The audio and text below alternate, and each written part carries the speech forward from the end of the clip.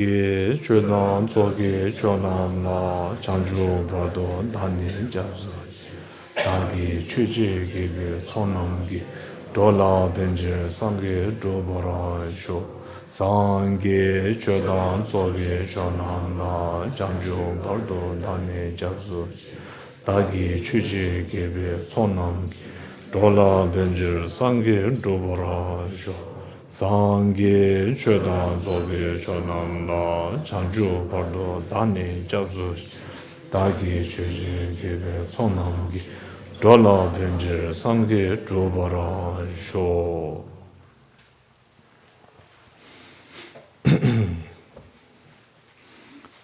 This verse, the first two lines is taking refuge, and then the next two lines is generating bodhicitta. So the third line, Dagi jinso gebe chonam gi. So I think the meaning of the third line is by the power of, or by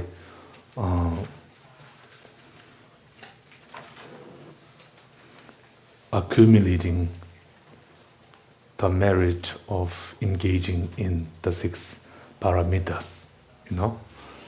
So this is the meaning of the third line. And when we are receiving teachings, then we change two syllables instead of saying jin sok. Jin is of course jimba and sok is etc. So that would include the rest of the five paramitas. Instead of saying jin sok, we would switch that with chönyen. So chönyen is listening to the Dharma, and the person who is teaching or giving the talk, whatever, he would say chöche, which is to explain the Dharma. So we would do that like that. Well, with that, good morning to everyone.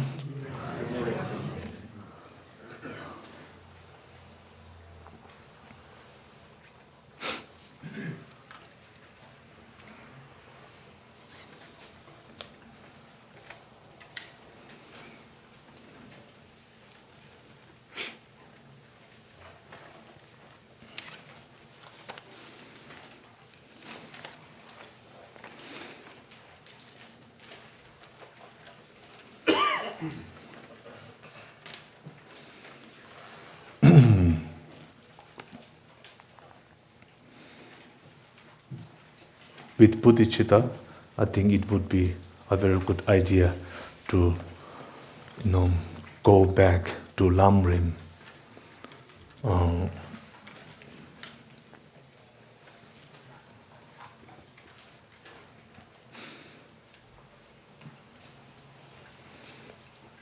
When we train ourselves, when we try to develop or generate bodhicitta, I think there are primarily two ways. One is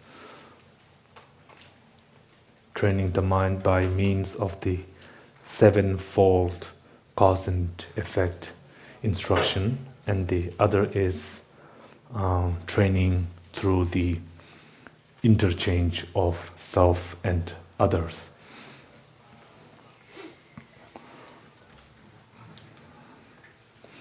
Many of you will be familiar with both these two methods.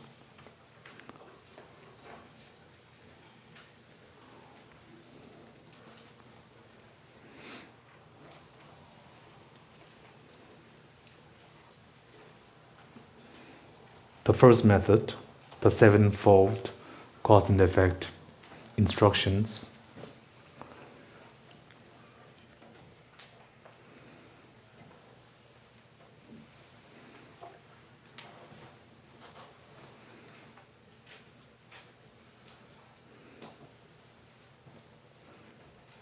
sevenfold cause and effect.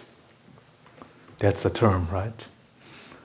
And there are two ways of counting the causes and effects.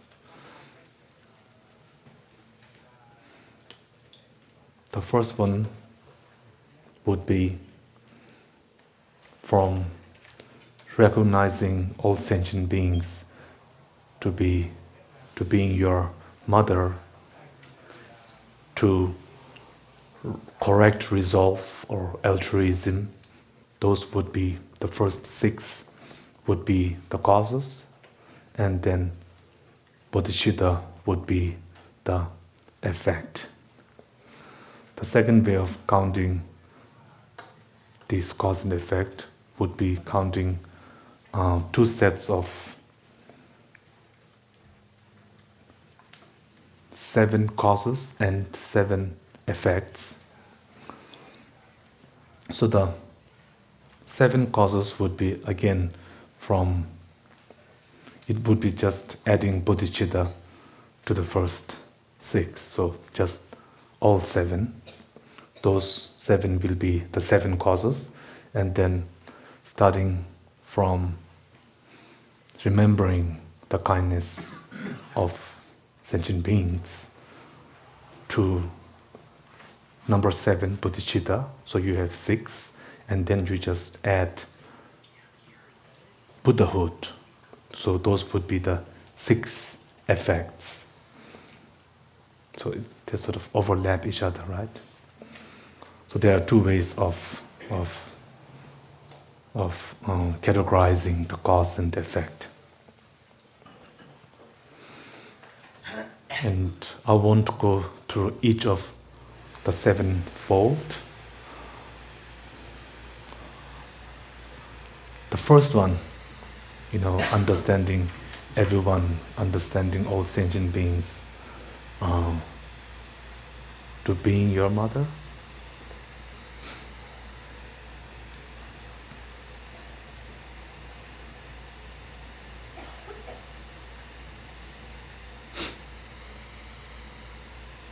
Understanding all sentient beings to be your mother.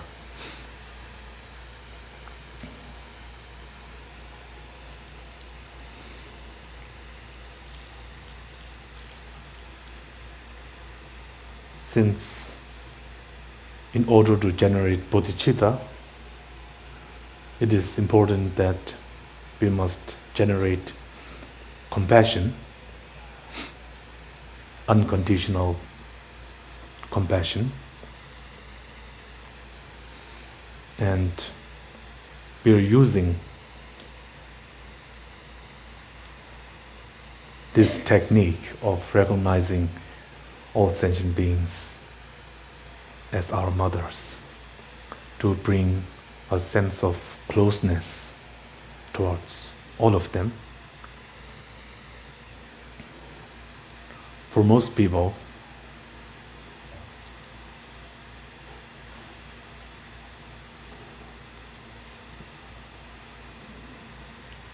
their mother would be the most kindest person, the most loving and caring person would, of course, be their mother.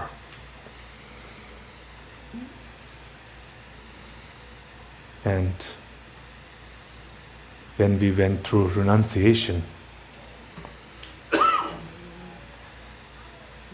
the concept of rebirth has already been established in our mind stream. And with rebirth, then it's endless, that there is no beginning, that mind has no beginning, and therefore our rebirths have no beginning, and we have endlessly taken rebirth again and again. And for most rebirths, of course, we need a mother.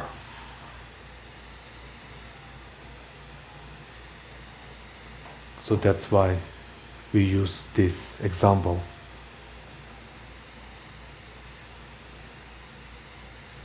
And it is true that everybody has been our mother at one point, you know.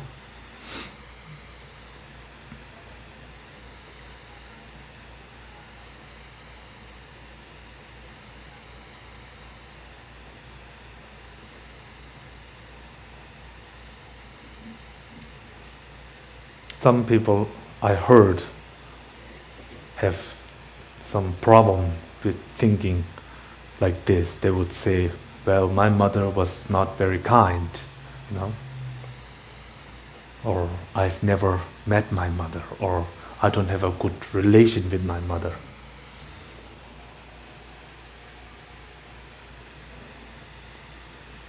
For that person, then you could use a different example. You could use another example, you know. The important thing is to develop a sense of closeness to every sentient beings, with all sentient beings.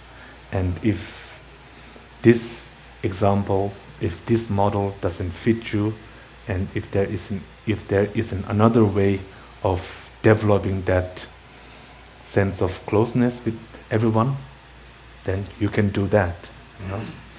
That you don't need to insist, that no one is insisting that you use this particular method. As long as the result is good, as long as it is the same result, then the method is not that important, you know. That one particular method is not important. That if you can replace that with another method that will bring about the same result, then that's fine.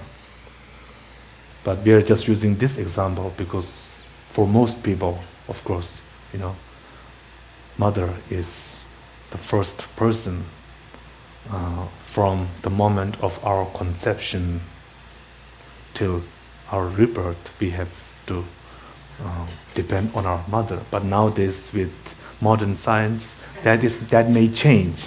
You know, that may change. But at least that's not mainstream, not yet.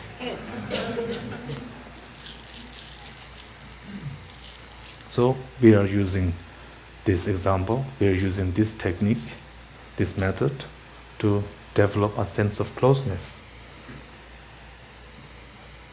And the fifth cause, which is in Tibetan we would use the term Yongi Chamba.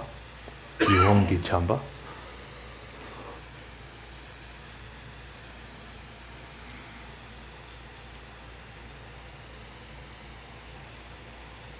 Chamba, if you just use the word chamba in English, I think the word is love, chamba. And then nyingje is compassion. Love and compassion, they come together. Compassion is wishing the other to be free from suffering, and love is the wish that the other be happy, have happiness. So one is more looking from the positive side, and then the other is maybe from the more negative side, you know.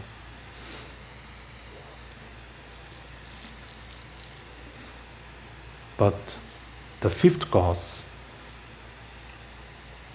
in this translation, it says love through the force of attraction. It says like this. But I think it's more about seeing others in a positive light, in a positive way. You know, this is the fifth cause, that to seeing others in a positive light, seeing them positively. This is the fifth cause.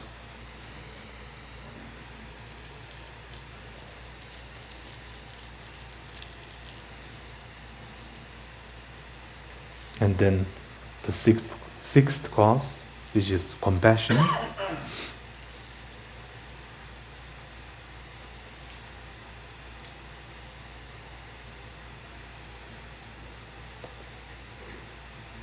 Great compassion, to be more exact.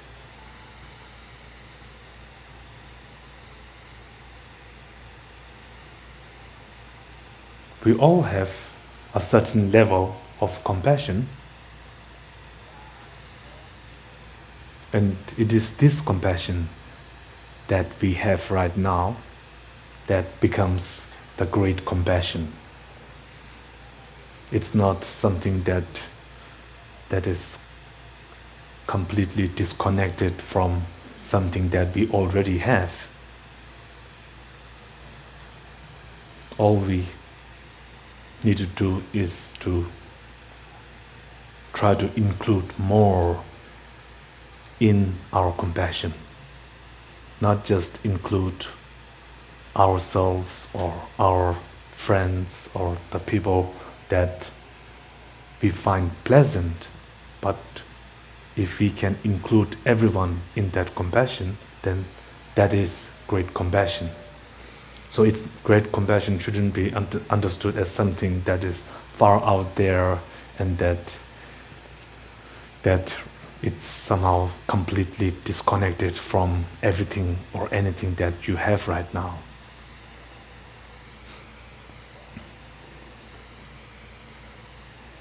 And then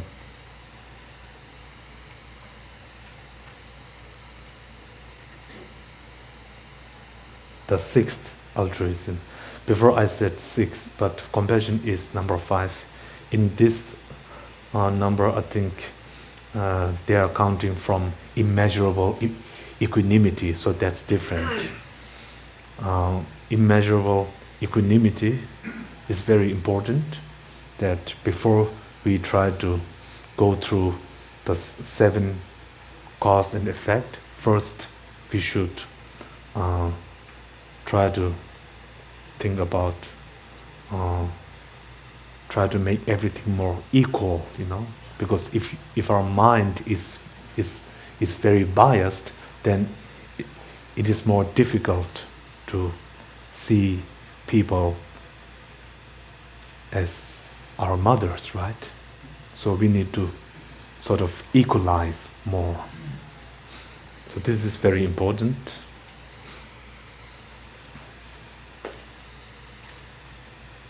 Try to not be biased in our approach, not putting people in those categories, but seeing people for what they are, for who they are, and not putting them in these little boxes, right?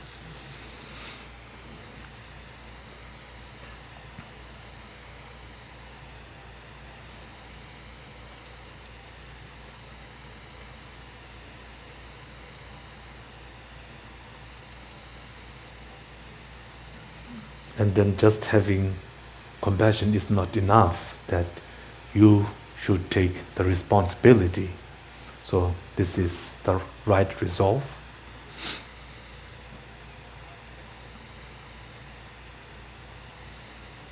Not just compassion, but a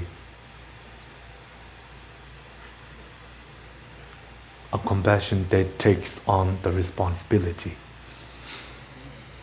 of trying to free others from the root of suffering.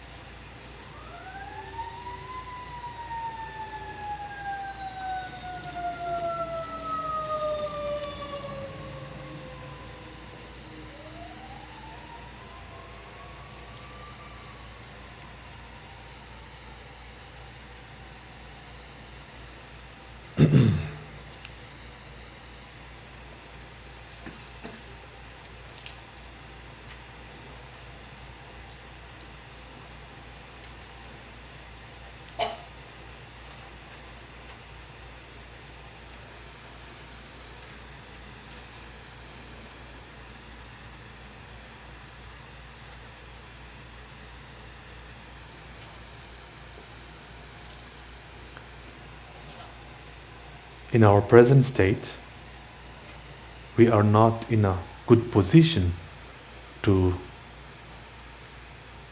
benefit others fully, because we ourselves, like them, are also suffering.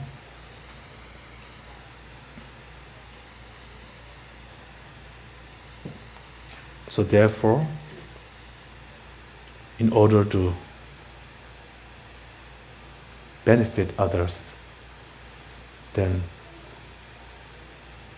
we should be in a better position, that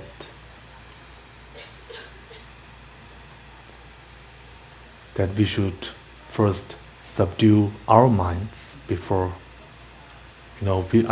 we have to subdue our minds before we can subdue the minds of others.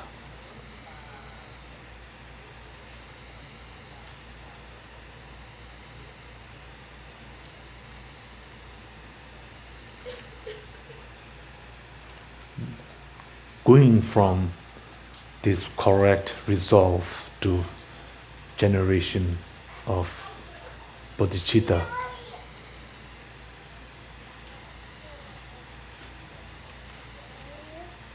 as we had some discussions before,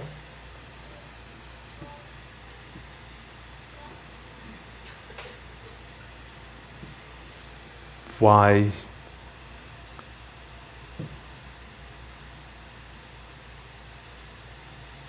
should the person with the right resolve strive for full enlightenment? Why?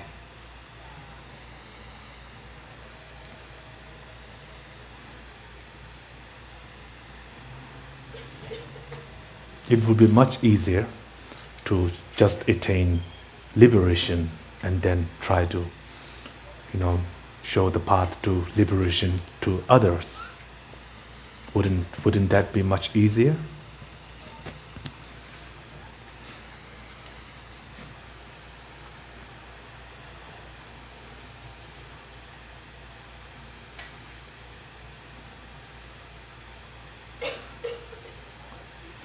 Full enlightenment, Buddhahood, is much more superior to just Arhathood. And it takes many more effort, more time, more effort to achieve that.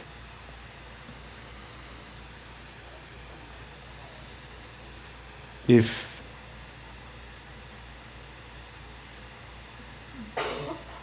the person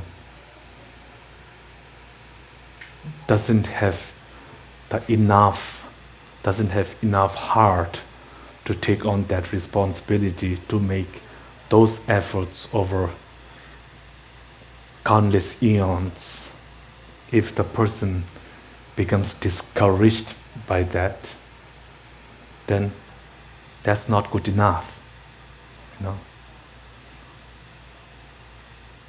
Then the person is not fully motivated. I think maybe there might be some laziness there, They're trying to find an easier way.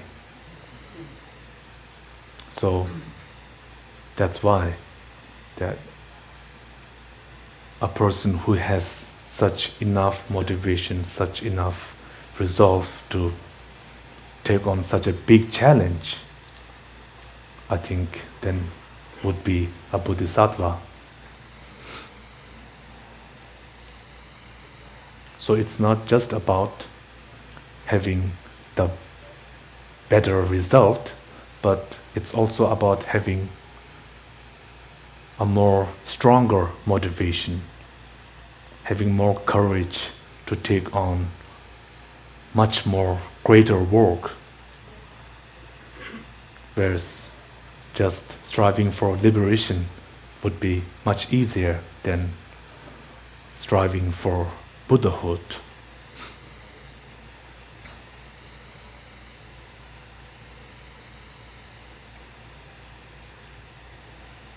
I would like to explain it like that. I think this is a better way of explaining from the motivation side, as opposed to just having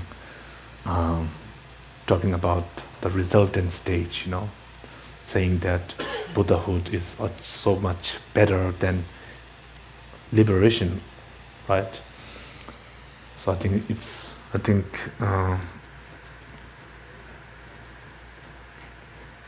that Bodhisattvas have this stronger, have a much stronger motivation.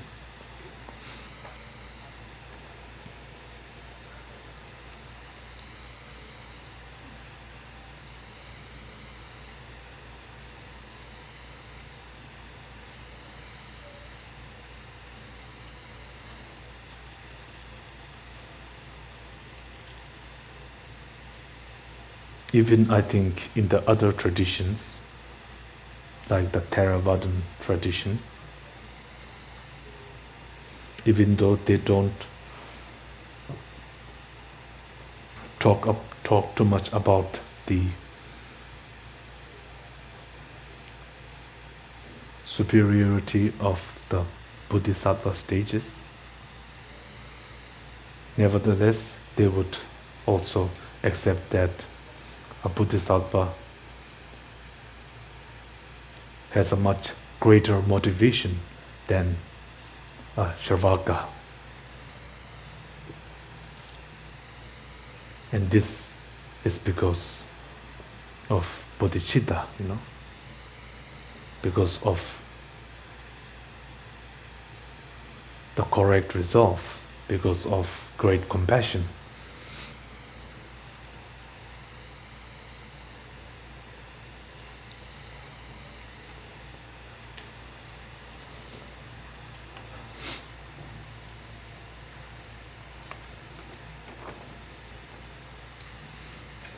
And then with the second method,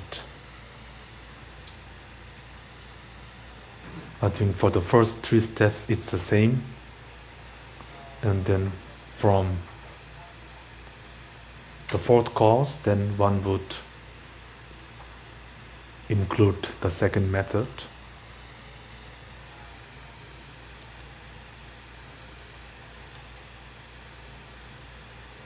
This is the exchanging of the self with others, right? As mentioned in the Bodhisattva Charyavatara.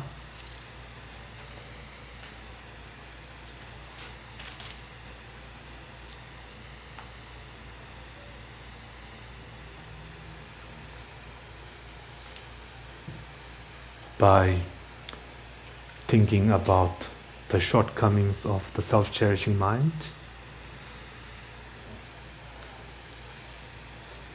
we have to begin with that, that how this self-cherishing mind can be self-defeating, that if we become too absorbed into ourselves, then we won't see the bigger picture. We won't see the bigger picture, And that's damaging to oneself, because we are, no matter where we look, we are still part of the bigger picture. We will always be part of that bigger picture. So even if we just concentrate on ourselves, on our wants, on our desires, we are still part of society. Unless we isolate ourselves from all others, which would be very difficult to do. And most self-centered people have great difficulty doing that, It's ironic that self-cherishing people would like to be part of society, but then at the same time, they're only concentrating on their wants, right?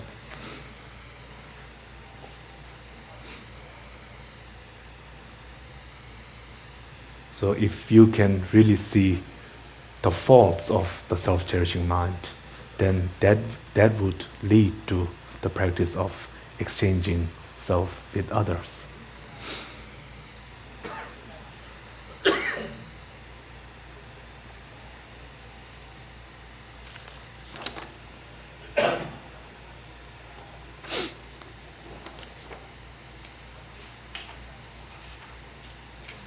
So ultimately, as Acharya Shantideva puts it, that we should have compassion for others because they, like us, also wish for happiness and they want to be free from suffering. It is purely because of that.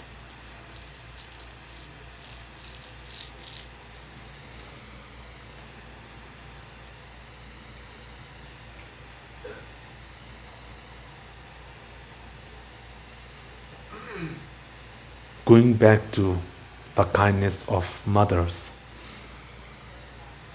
I think like in some societies, maybe it's part of the culture that sometimes parents might have expectations, from their children. So they are thinking long term, that the children will look after them or something. Of course, only humans can think like that. But then I think in that way, I think animals are better. That animal, the mothers, I think they have affection to their children, but I don't think they are thinking, well, when I retire, I think they will look after me. They're not thinking like that. So this, I think, is closer to being unconditional.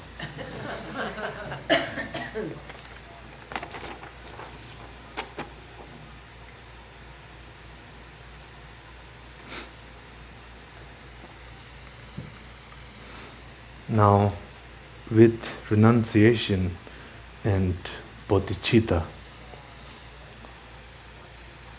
there are method aspects. With renunciation, then that you're entering the gateway to liberation. Whereas with bodhicitta, you're entering to the gateway of Buddhahood, So those are motivations for liberation and Buddhahood. But then how do you get there? Now that you have the motivation, then how do you get there? Of course, you have to get there by overcoming what stops you from getting there. And what stops us from reaching those two places? Ignorance. So that's why the third principal aspects, comes. That's why it's there.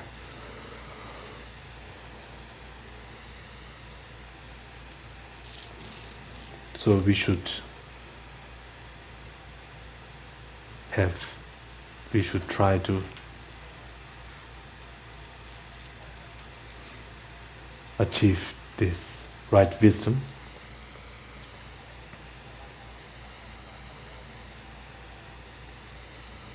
And when we talk of wisdom, of course, we have to talk of the object, which is shunyata or emptiness.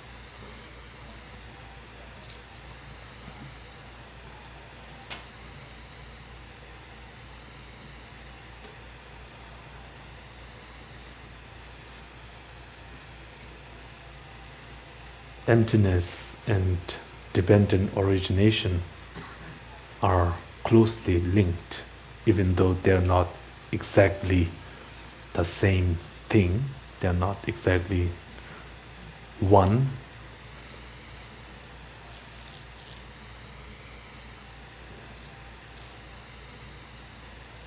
There is a very strong emphasis on dependent origination in relation to emptiness. But we should not make the mistake of identifying those two as being one.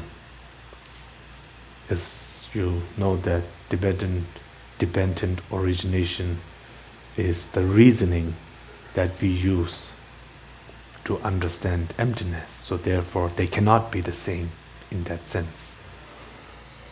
That we first understand dependent origination before, and then we understand emptiness afterwards.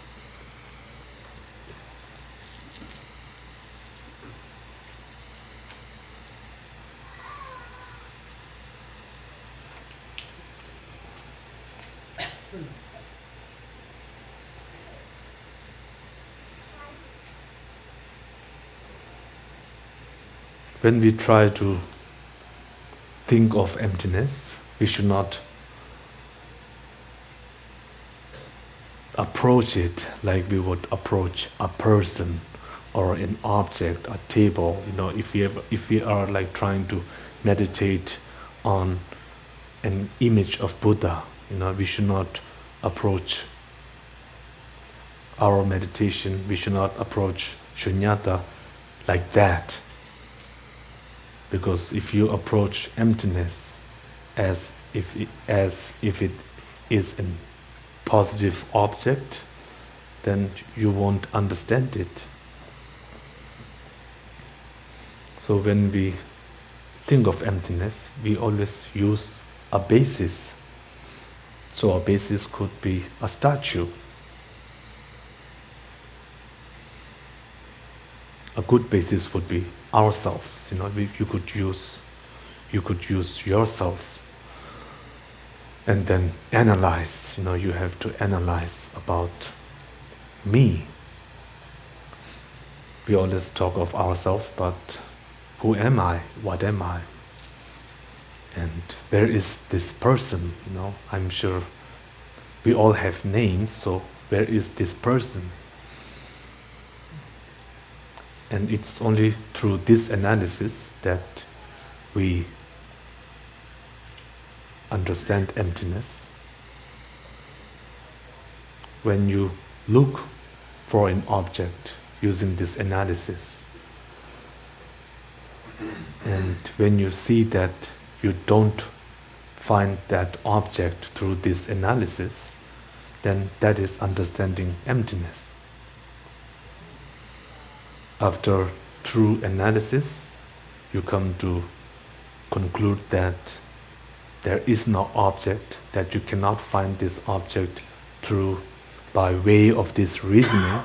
When you come to that conclusion, then you have found emptiness.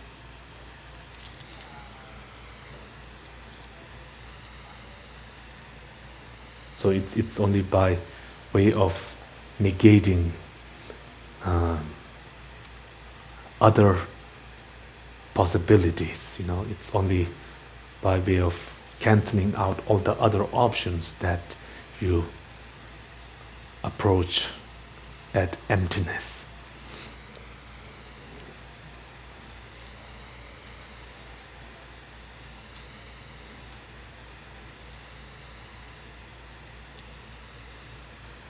It's like if you are in a dream, then everything in the dream is part of that experience. It's an illusion, but the only thing that's real at that time is the fact that that is not real is real, right? The fact that everything in that dream is not true is true, and the fact that it's not real is the fact of the dream. So likewise, you could apply that same logic to the things that we hold as real. And from a higher view, then this is all illusion-like. And this is just like that dream. Except in our case, we are in the dream, and we don't realize that it is a dream.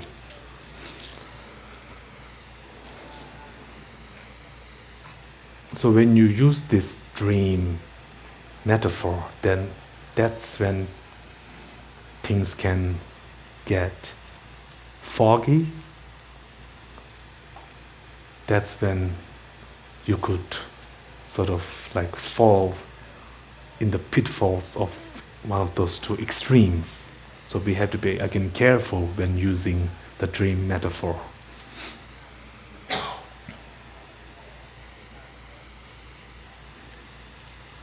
So like from the three principal aspects point of view, from Rinpoche's view, then Rinpoche makes it very clear that when we talk of emptiness, we are not being nihilistic.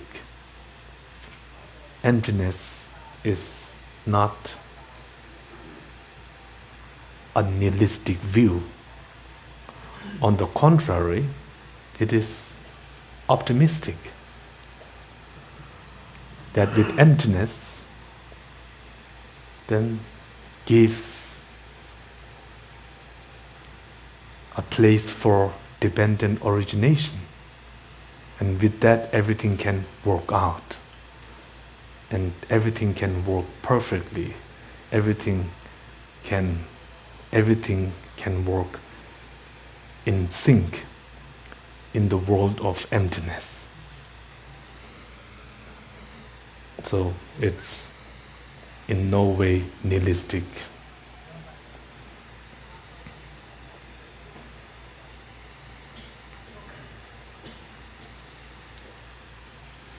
But nevertheless, when we say things exist, then we are not saying that they have an inherent quality to them. So again, we have to be very careful. In a way, I think, if I go back to the dream metaphor, I think it's something like this, that when you are in this dream, the things that you see are, of course, not real. But nevertheless, in this dream, everything is real. Right? And everything in this dream is not real. But in this dream, everything is real. So that's what Rinpoche is saying, that there is dependent origination, that everything exists. He's just basically saying, in this dream, everything exists. Because we are in this dream, that's why he uses that approach. It's not possible, but if it is possible, if someone is having a dream, then if it is possible for someone dreaming, and then if you could communicate with someone outside the dream, then it would be like a person that's awakened coming into the dream world and telling the person in the dream state,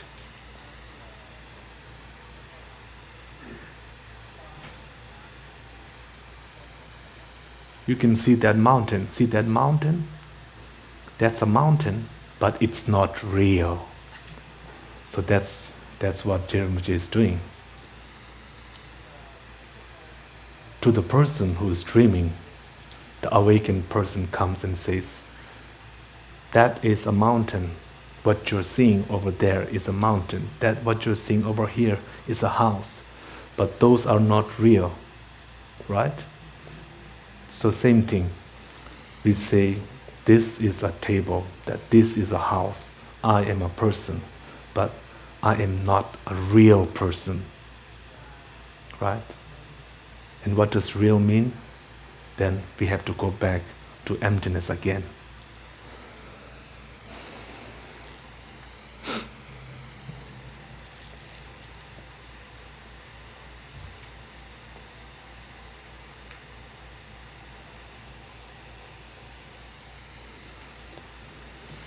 So I won't go through all the verses word by word.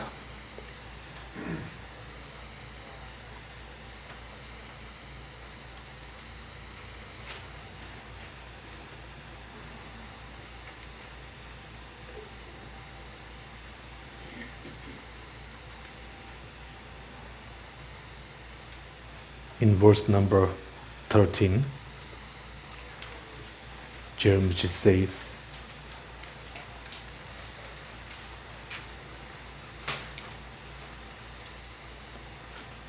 when appearance dispels the extreme of existence and when emptiness dispels the extreme of non-existence, and if you understand how emptiness arises as cause and effect, you will never be captivated by views grasping at extremes. This is very important.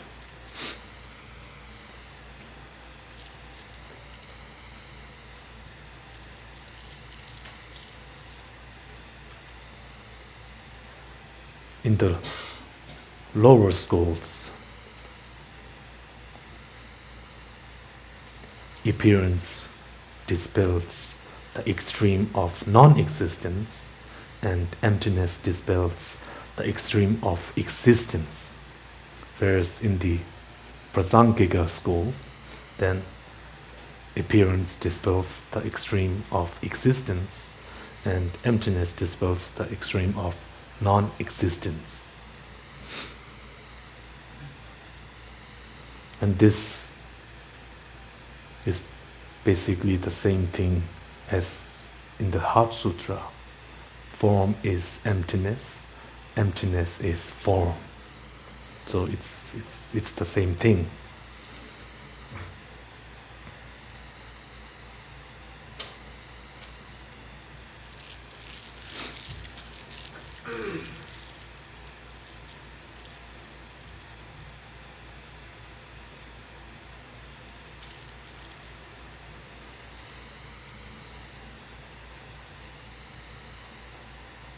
Some newer people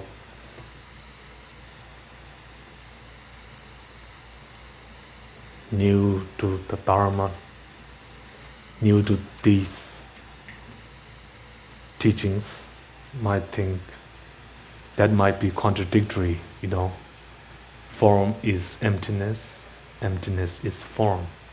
And then it goes with the other aggregates, Emptiness is sensation, emptiness is perception, emptiness is everything, right? But if you go with definitions, then I think that might seem like a contradiction. How can emptiness be everything, right?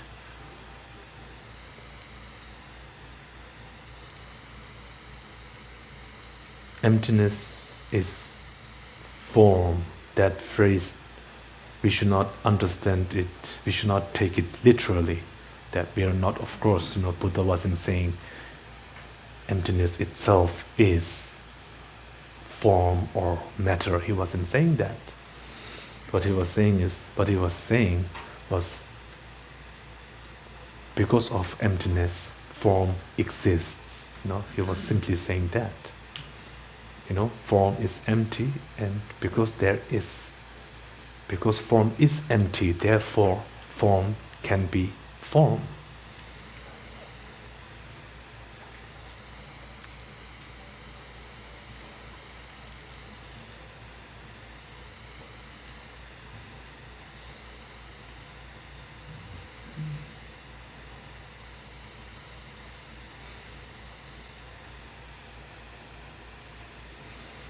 And using dependent origination to understand emptiness is difficult because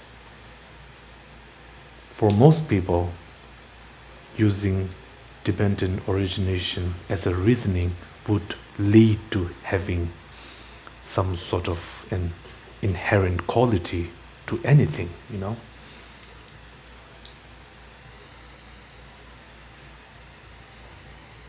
The lower schools use that reasoning for that purpose. They would cite that things are dependent on a cause, therefore they have this intrinsic quality. So using dependent origination, the fact that it is arisen from a cause, then to conclude that to be empty of an inherent quality is very difficult. And that's one reason, that's one version or one explanation of why dependent origination is called the king of reasonings. Just as, you know, if there are two people quarreling, they would, you know, go to the king, and they would both, you know, go to the king, right, for reference or something. Likewise, the Prasangikans and the other schools of Buddhist thought would depend, when they differed on those views, then they always go back to dependent origination, you know.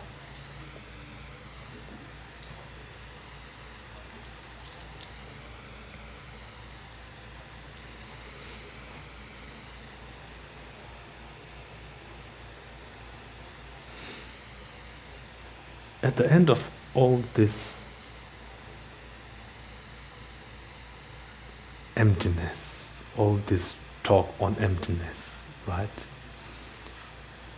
What is it? Why does it matter?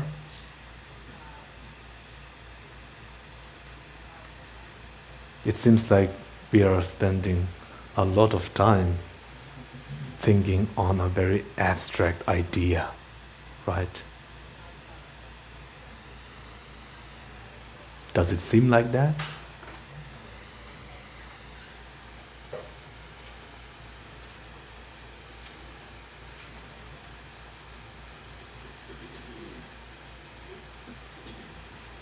I think emptiness has many different implications. One thing is that I think it is a very good way of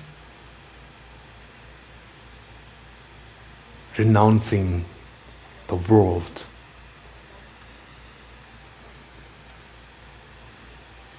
Because when you talk of illusion, you know, you are dismantling something.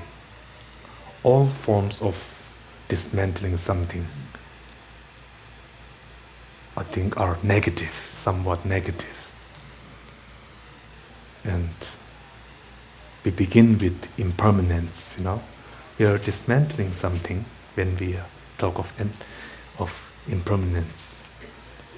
Emptiness is a higher level of dismantling, you know.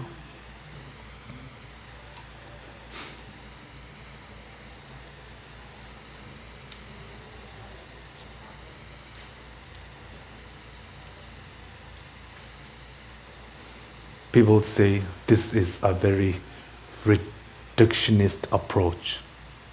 It's not. Reductionist approach is reducing something and then trying to pinpoint something, right? That's not what we are doing. We're just dismantling everything and looking the other way.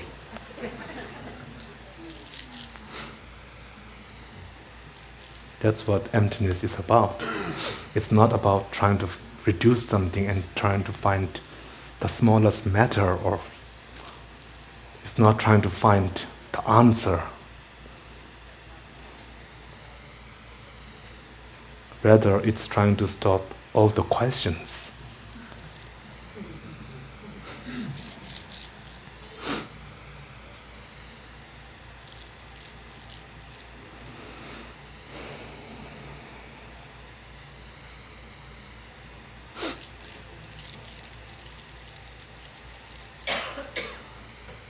And then the last verse, number 14, Rinpoche says, thus when you have understood as they are the essentials of the three principal aspects of the path, O son, seek solitude, and by enhancing the power of perseverance, swiftly accomplish your ultimate aspiration. This is not poetry.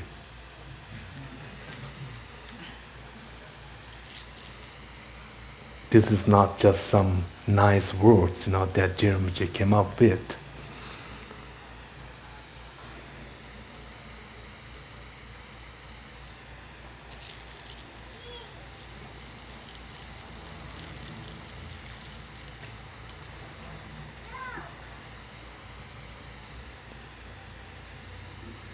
So we should try to be the son that Rinpoche is referring to.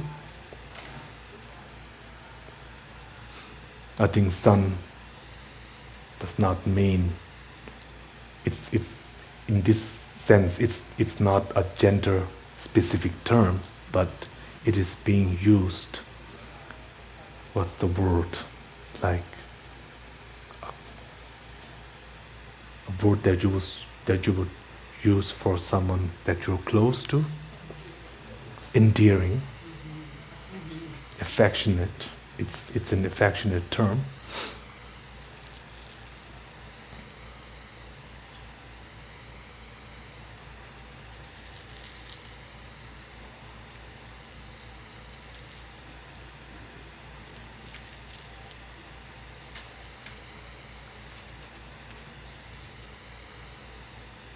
So maybe I will stop here and have some questions, and then I will make the closing statements. So maybe at this point we will have a short time for questions.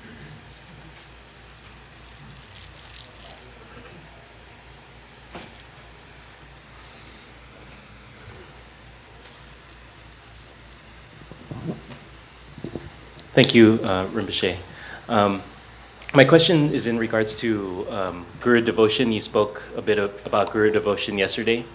From my understanding, every Guru that you receive tantric empowerment, you should take them obviously as a Guru and see them as a Buddha. But what about those teachers that you just receive, let's say, sutra teachings from? Once you receive teachings from a person, do you automatically consider that person a Guru? And should you also therefore see them as a manifestation of the Buddha?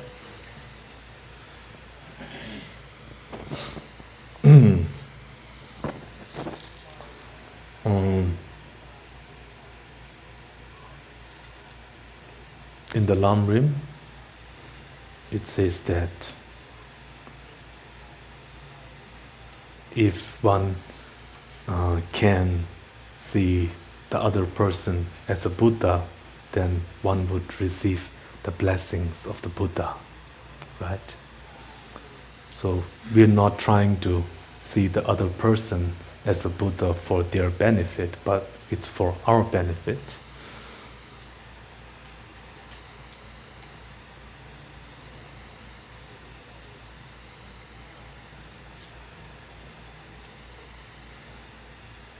I think that if we can try to see anyone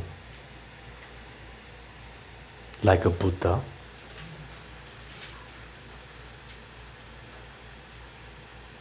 then I think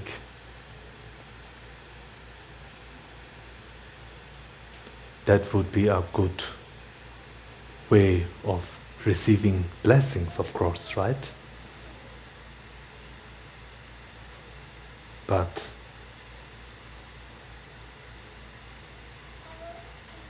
if someone really thinks that the other person is a Buddha, and when the other person is not a Buddha, then that mind is a wrong conception.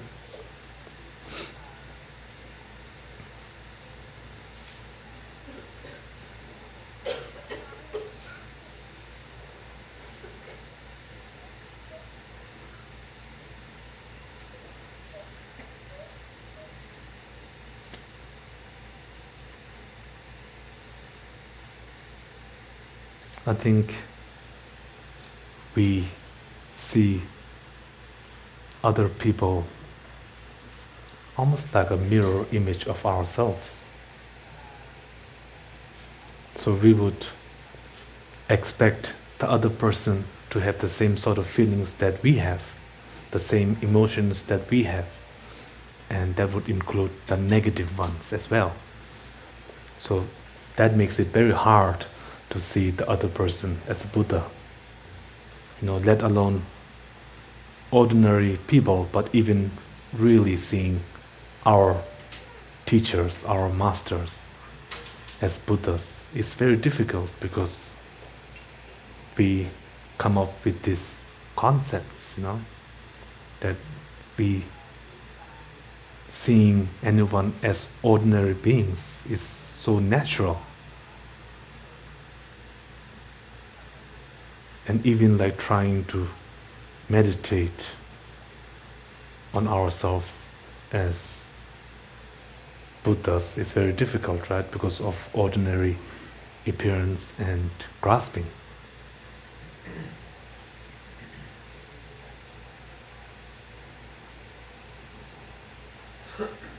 So if you can see anyone as a Buddha and if you can appreciate them, then I think this would be a good thing.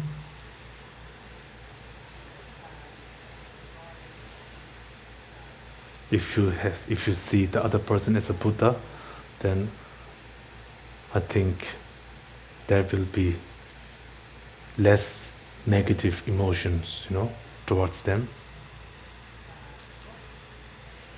So if we can do that, then we should do that, definitely. Yes.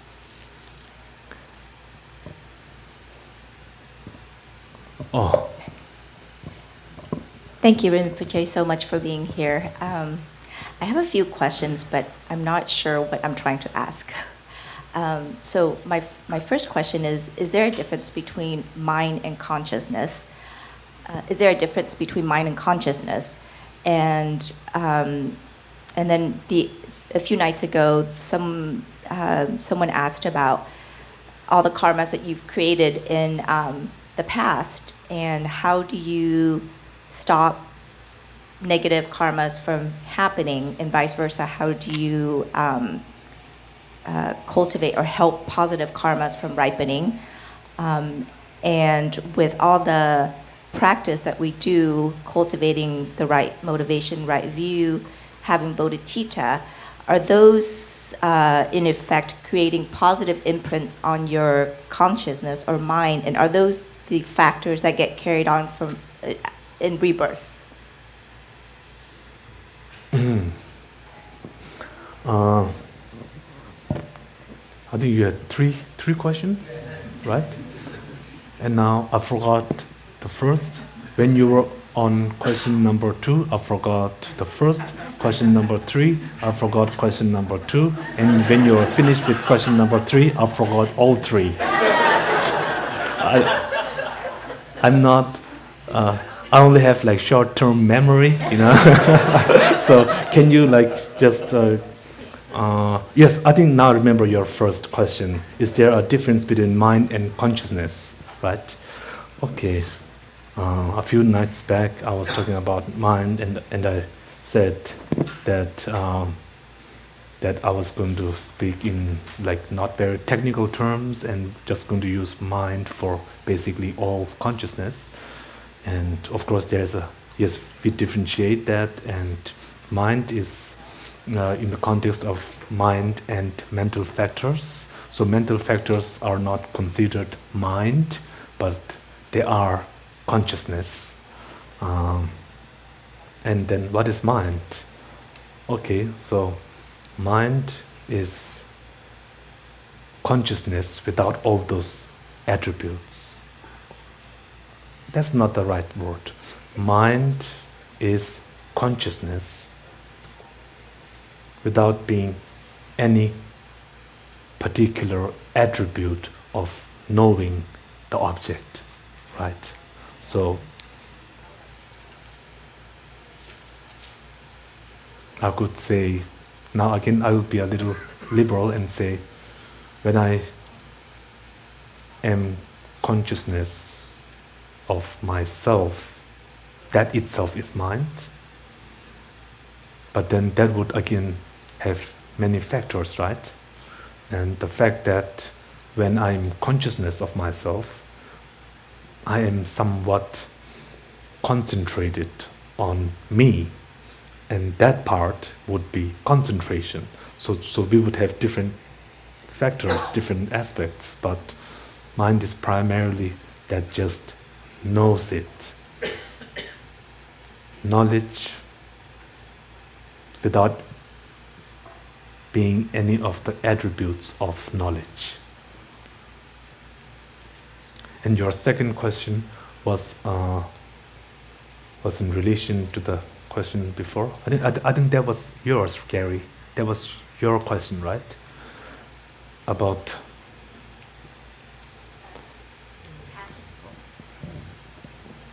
both positive and negative karmas. How, with respect to the negative karmas that have created from countless right. beginnings times, how do you prevent them from ripening? And conversely, how do you encourage, if you will, the positive karmas that you've created from ripening?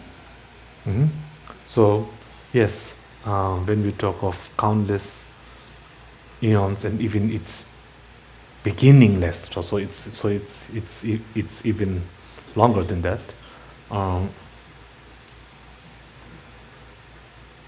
If you try to go back in time, you'll never come to a definite stop. So it's countless like that, but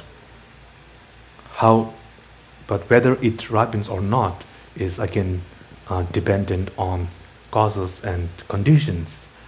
And you had already committed the karma, but for it to ripen, even though karma was, that whatever karma that you committed was motivated by a preceding klesha, nevertheless, when it again, for its fruition to rise, then again that needs to be conditioned by klesha. So only by stopping klesha would you be able to stop all of those karmas from ripening. Yes. And then the third part? And the third question is, with all the practices that we do, cultivating motivation, bodhicitta, and so forth, do those act as positive imprints that deposit in your consciousness? And is this the part that takes rebirth? Is this the part that takes Is consciousness, when we talk about rebirth, is it the consciousness and the imprints over time that continue? I guess part of my question is what's really rebirth? What gets carried on from lifetime to lifetime? And okay. Well, of course, it's the mind, right? It's the mind, and the mind, it's the mind's continuum that goes, and that goes from time to time. And this physical body, it just changes, and we take new physical forms, but it's ultimately it's our mind that travels through time. Yes. I think, going back to your question, with the imprints, we carry those imprints. The mind is the basis of where the imprints are sort of printed upon, right? There are like exceptional cases where there are meditations of actually stopping all forms of consciousness. In those cases, then where is the imprint, right? Where are the imprints? Then we would say it's imprinted upon the person. Simple as that. It's imprinted upon the person, who in this case is the person who has stopped all form of consciousness.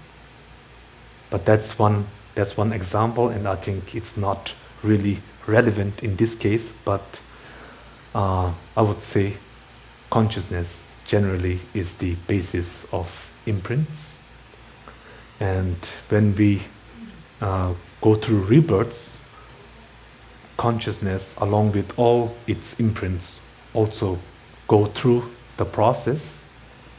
But for those imprints to actually take on the form of the fruition, then it needs to be conditioned by afflictive emotions. And this is, I think, at the time of the death process, that's when that's when attachment arises, and that sort of that triggers the fruition process. Yes. My question would be, when the dream state, the illusion, the imagination, when that's finally gone and dissolved, is all that remains emptiness at that point? Excuse me, I didn't hear the last part. When everything is dissolved, when everything is gone. Yeah, the illusion, the dream state, Mm-hmm. everything that's contained within it, desire, etc. When that's gone, all that would remain is emptiness, right? Now, you're speaking in the metaphor form, or are you speaking of like dreams? Oh no, I'm speaking that this is an illusion that we live in. Right, We're all on another plane, all the same consciousness. right. What I'm talking about, when finally that imagination, that illusion is finally gone, all that would remain would be emptiness. Is that right?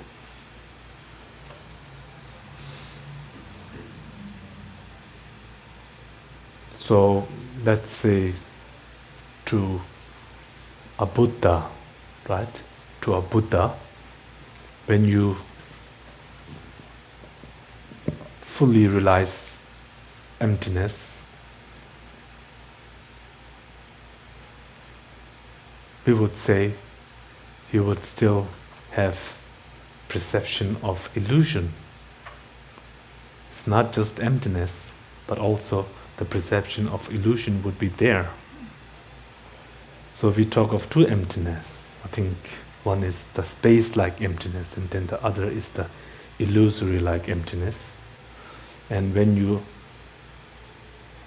come out of that deep meditation, then everything appears like an illusion. When you are in the meditative state, they don't appear like illusion, but they appear like space. We use the metaphor of space, and space, it should not be misunderstood in how we use the term space. But when we say space, we are referring to the absence of a solid thing in space, right? So that is space, the absence of a solid thing. When you move in the empty air, you don't seem to hit a solid object in empty air. So the absence of having a solid thing in empty air is space, as in space like emptiness. So in this deep meditative state, then the meditator is experiencing just emptiness, whereas when the meditator comes out of this meditation, then he sees things like dream-like or illusion-like. But also, it's not just emptiness. He would see all the things that we are seeing, all these things, but see them from a different perspective, I guess. It's like if when we watch movies, to a very young child, when he sees the movie, the screen, the film, the child might think that there are actual animals out there on the screen, whereas for us, we wouldn't feel like that, right? But yet we are still seeing the images that is on the screen. So it would be something similar to that. Because when we look at the screen, we are not only seeing that they are all fake, but we are still seeing something on there, right? And we can get some feelings from that. So I think even if you realize emptiness, you would have many similar feelings. It's not like everything is just emptiness. It's not like that. That I think you will see many of the things that we are seeing, but all from a different angle. That you see them as dreamlike, not so real as we perceive. Because to our mind, all of this seems so real. That's why when we talk of emptiness, it seems difficult for us, because we have a very strong feeling that this is real, that there's something really solid out there. It's tangible, you can feel it, it's so solid, right? But after knowing emptiness, then I think there is a shift, in your view. A paradigm shift, but I don't know if that's, can I use that term? Yeah. Okay, paradigm shift. I don't know what that means, but I just said it.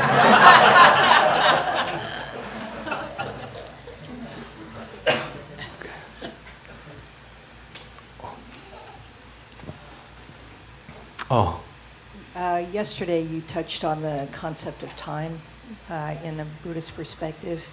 I wonder if you could elaborate a little bit more about that.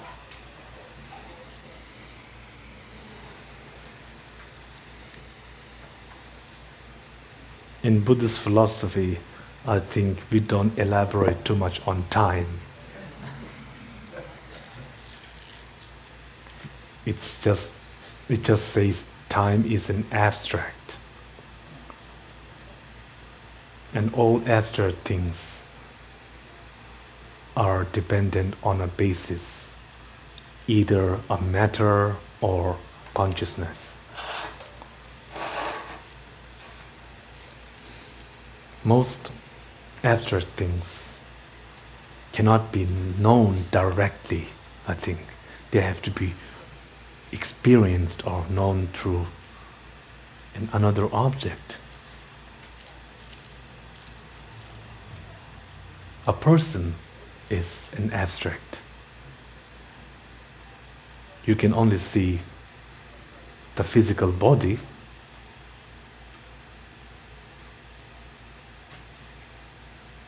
you can feel their feelings, and then you project this person from that.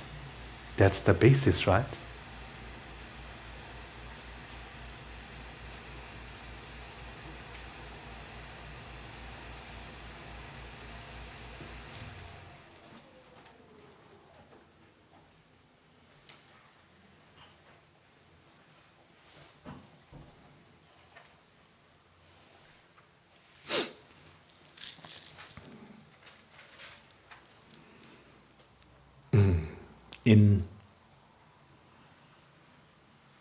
In the Abhidharma, if I'm not wrong, then time is synonymous with conditioned existence. Synonymous.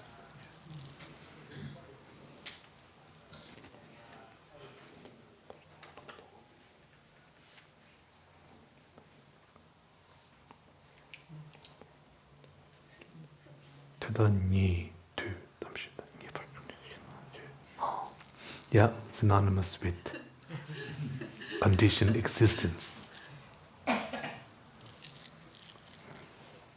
So, I think it might be not too wrong to say that everything that is conditioned, by causes are time. They're either the past, the present, or the future. But time itself is abstract. That doesn't mean all times need to be abstract.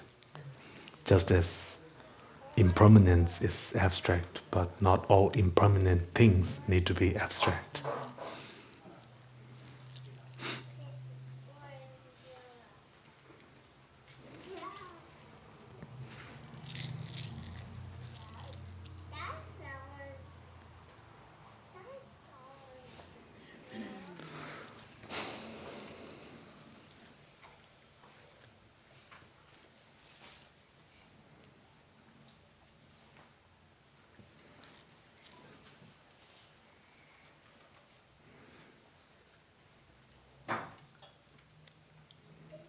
Are all abstracts permanent?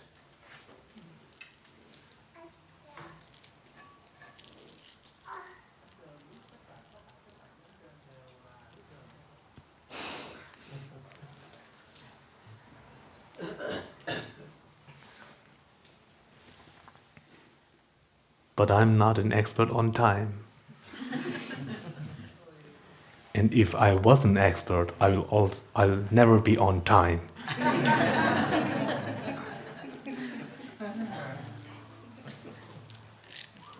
So, that's time. Rinpoche. Don? Yeah. I have three moments of gratitude to you before my question. The first comes from Mamie in the purple, right in front of me, right here. She last night said to me, he has brought us the rain. And indeed, Rinpoche, we in California have needed the rain very much. Thank you for bringing us the rain. I believe you did. The second moment of gratitude is to acknowledge my relief on learning this morning that Donald Trump was once my mother. And that segues into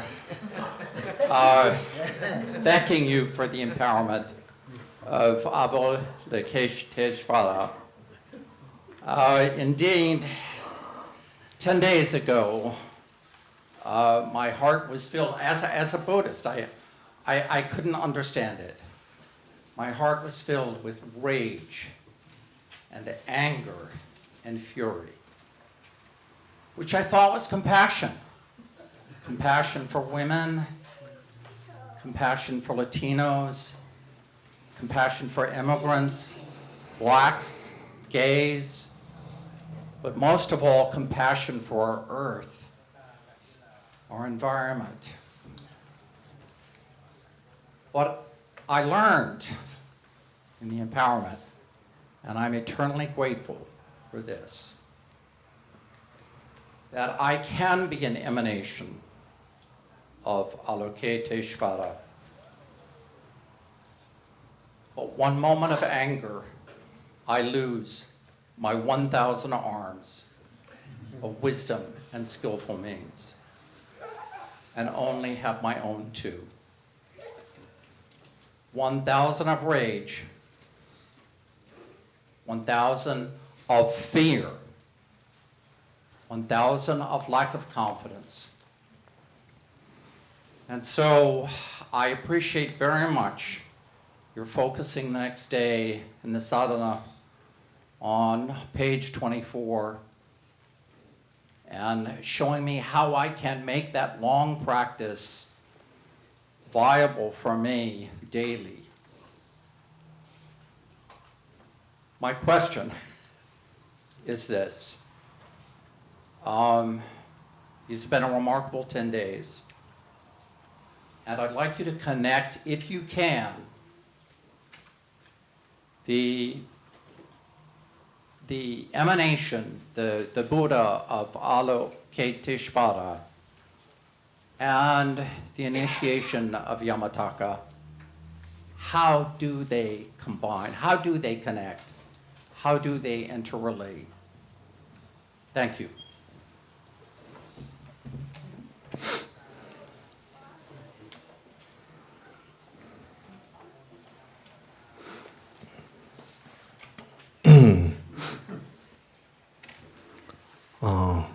thank you for your thoughts, for your wonderful thoughts. I just want to clarify that I'm not the Rain Man. That I'm not any sort of Rain Man, you know.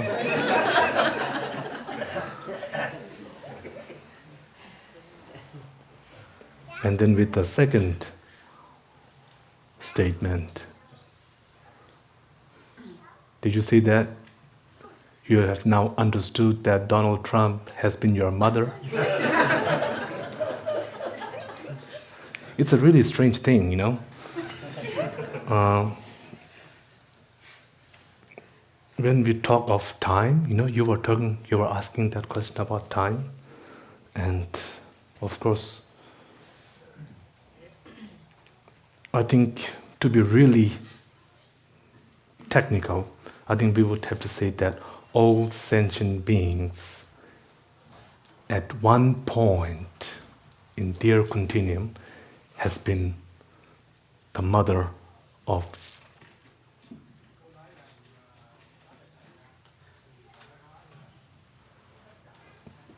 has been our mother, not our mother, but that they have been the mother of one of our continuums. So this is to be very technical, right? So just to make clear that Donald Trump was never your mother.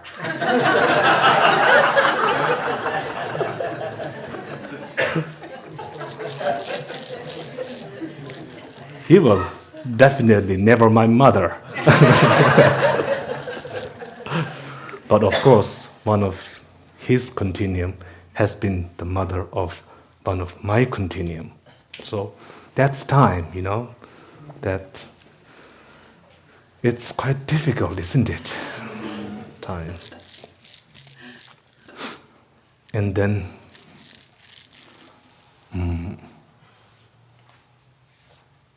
right?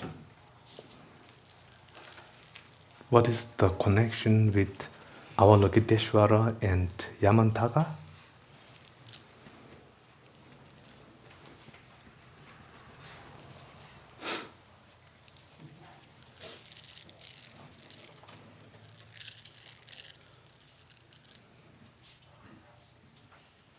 Why do you always have to ask difficult questions? I know, I remember your previous question, I think, was quite difficult, yeah? And now you have this other question for me.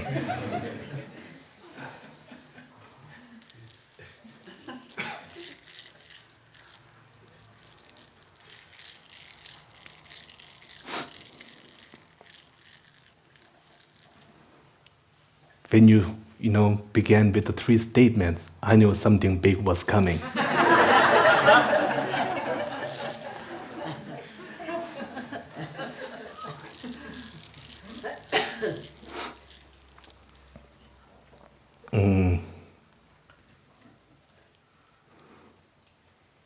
I think in the Tantra, it says that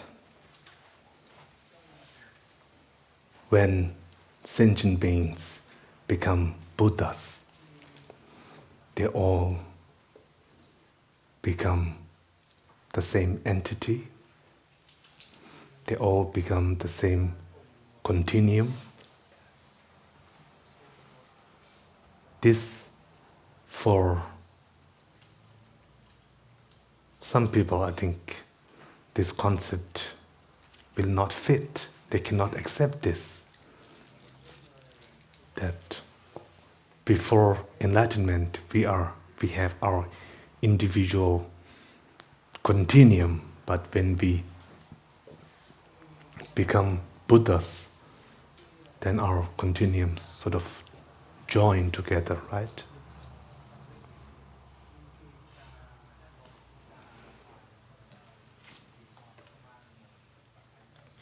I don't want to make any mistakes in these statements. I've heard something like that, but because I have not studied Tantra in depth, I cannot say for sure that is the case. But I do get a feeling that we are going there, that that might be the case.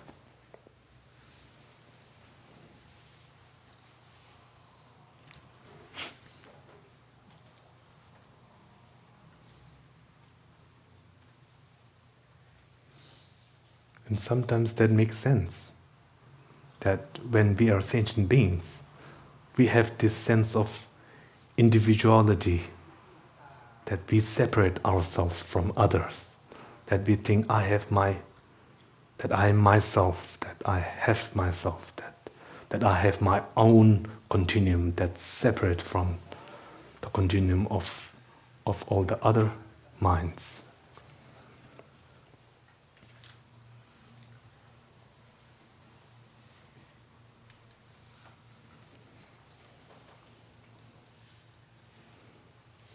Because I don't have the experience of being enlightened, I cannot explain how it is, how things are at that moment, right?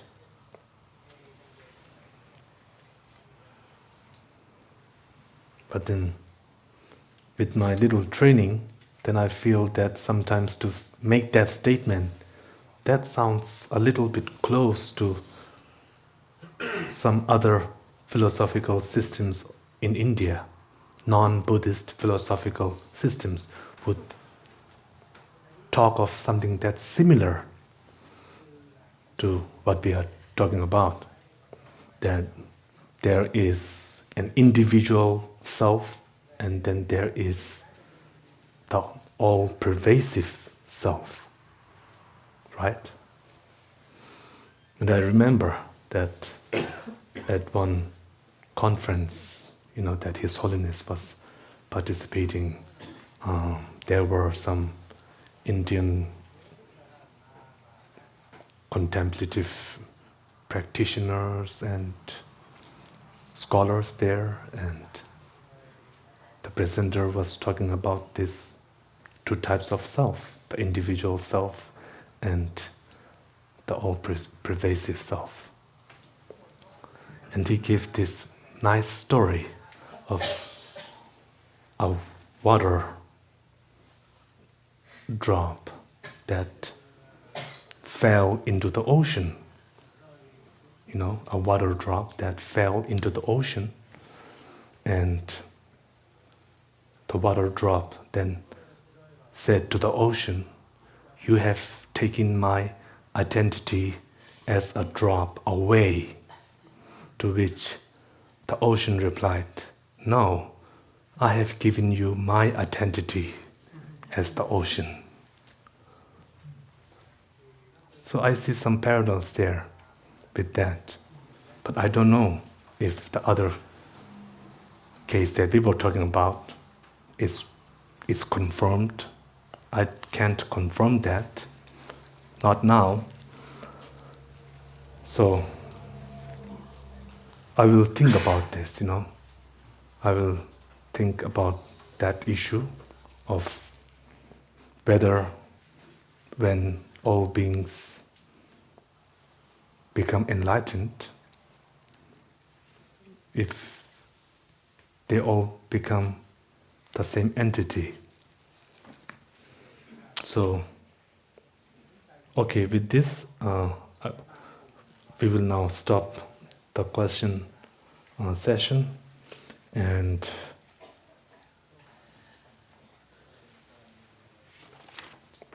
with the three principal aspects, then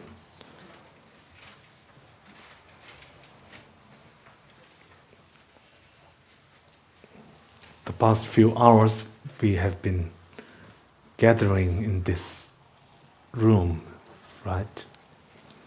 And going through the teachings of Rinpoche.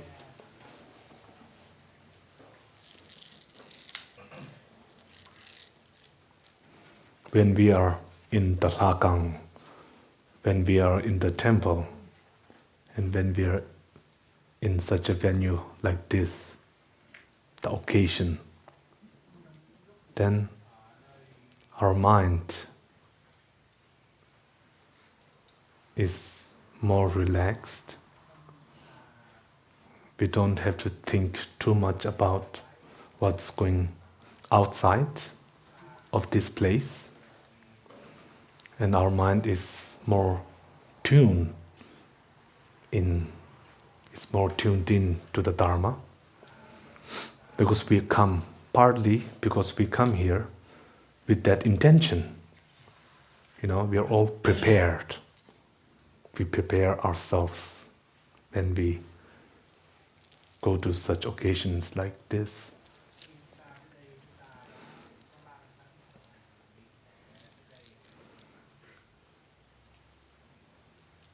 These important points of the path, they are not something that we analyze on. It's not food for thought, this like emptiness, those concepts, those things are not, they're not there so that we can sort of play around with them, But rather that we should approach these subjects so that we can change our view, how we see things, and through changing our views, then we can change our behavior. So, when we think about the Dharma, that it needs to change us. I sometimes feel that people want the right teaching. They want the right Dharma. In other words, they want a tailor-made Dharma. They want a tailor-made Dharma that fits just right for them. But in Dharma, it's the other way around. You have to change yourself so that you can fit into the Dharma, not the other way around. So we have to change ourselves. The easier things is maybe changing our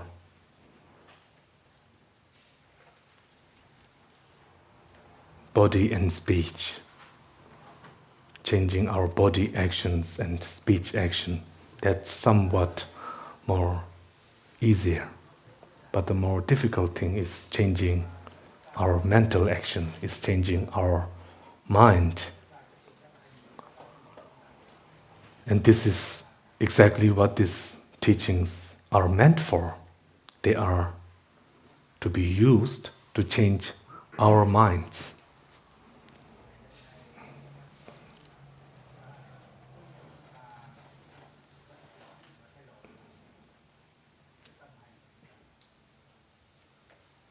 So we should not sort of downgrade emptiness. We should not sort of downgrade that to a level where we are just talking about it as if we are discussing the weather or talking about the weather or something like that. That's very important to keep in mind, that we should really internalize these teachings, They're not just for mental stimulation. No, they're not. But it's for a bigger purpose, which is, of course, as Buddha himself said, that the purpose of his teachings was to subdue the mind, is to subdue oneself. So we should all try to do that and work towards that.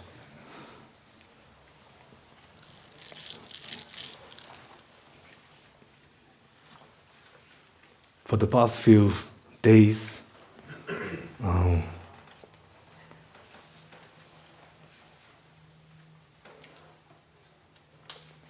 it has been a wonderful experience for me to seeing you all, being in your company, and going through this experience.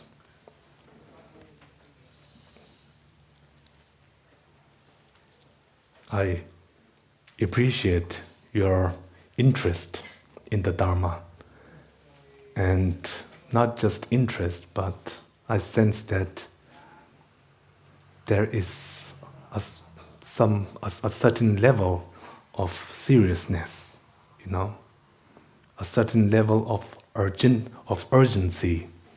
I see that in you, so please don't lose that. Keep that up and just work on your mind, work on the clashes, continue working on the afflictive emotions that seems like our nature, but they are not. So you have to work on that. You have to tackle that problem. So please continue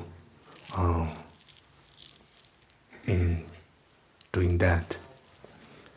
And as the Kadamba masters have said, that whenever we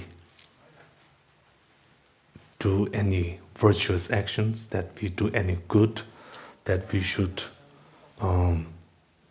dedicate it for a higher purpose. We shouldn't do that to become famous or for prosperity. Try not to have worldly thoughts.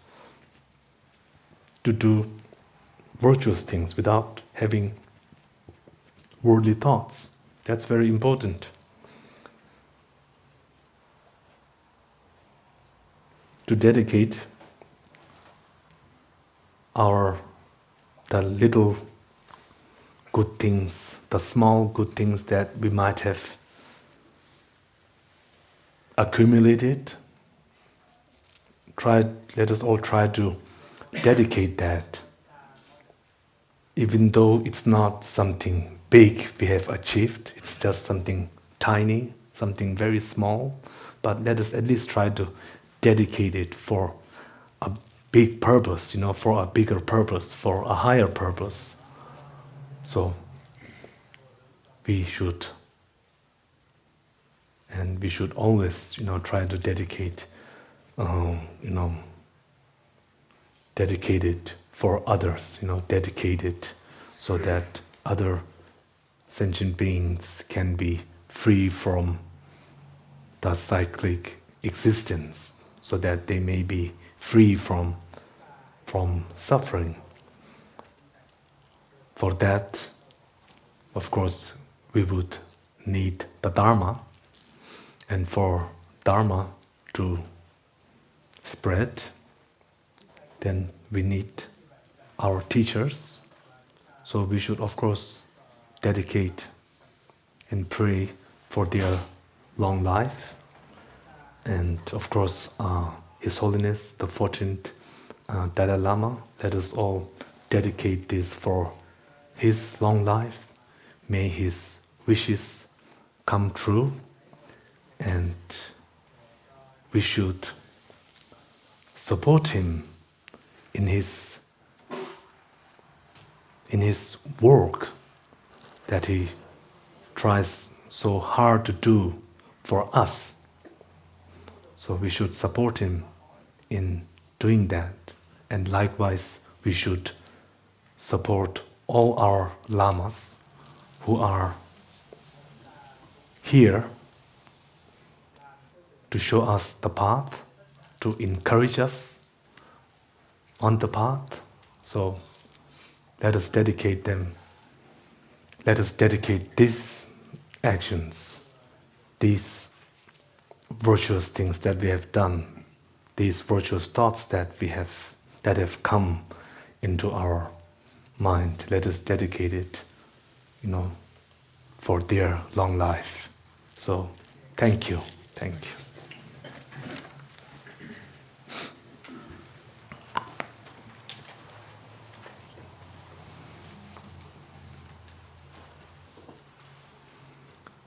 Gewa di nyurdo da lama sangi dubjur ne dowa jijang manlu Salang gyabara jo kanri rawe korwe jingamzu bendan dewa mali jung Jiri zewan tenzin jazo yin shabe sidin bardo tenjuru ji Chugi gyabo zonga ban chuzi nambara bewa dan geye zama shiwa Tungen malu tsamwara sho dadan shingi tusum dan dewe tsonye laden Gyawa losan tabai tenpa yuri barjurun ji